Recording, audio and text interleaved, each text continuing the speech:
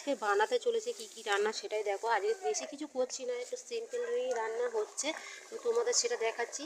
তো তোমরা দেখো কি কি রান্না করছি আমি। ভাত হচ্ছে, আর এদিকে আমার ডাল হয়ে গেছে, মুগের ডাল। আর এদিকে ডিম ভেজে রেখে দিয়েছি ঝোল করবো বলে, আর এদিকে বরবটি আলু ভাজবো।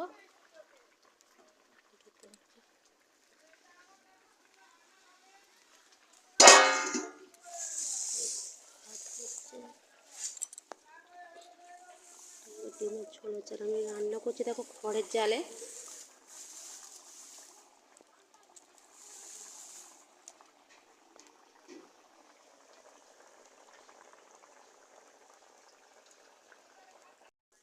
আর রাতে করছিলাম রুটি আর মাংস, আর যারা যারা রুটি খাবে না তাদের জন্য ভাতও করেছিলাম, মানে দুটোরই ব্যবস্থা ছিল।